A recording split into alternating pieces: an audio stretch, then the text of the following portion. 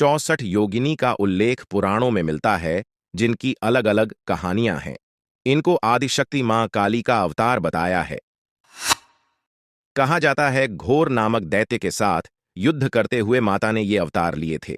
यह भी माना जाता है कि ये सभी माता पार्वती की सखियां हैं।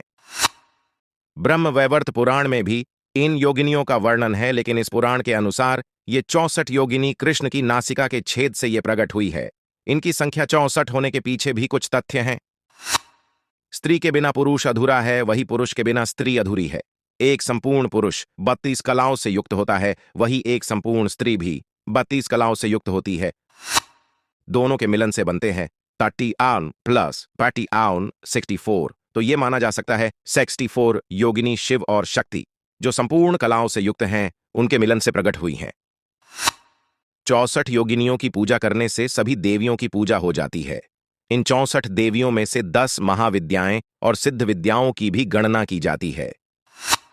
ये सभी आद्या शक्ति काली के ही भिन्न भिन्न अवतार रूप हैं।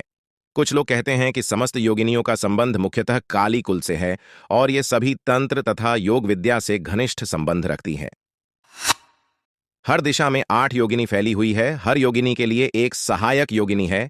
हिसाब से हर दिशा में 16 योगिनी हुई तो 4 दिशाओं में 16 कैंग्स 4 टैक्सोर योगिनी हुई।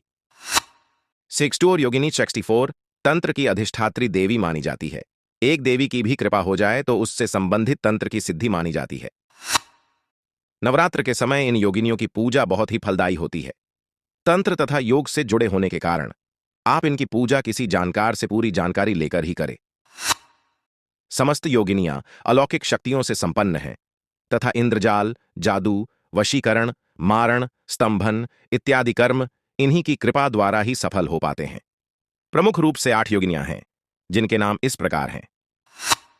1 सुरसुंदरी योगिनी, 2 मनोहरा योगिनी, 3 कणकवती योगिनी, 4 कामेश्वरी योगिनी, 5 रतिसुंदरी योगिनी, 6 पद्मिनी योगिनी, 7 नटिनी योगिनी, 8 मधुमती योगिनी।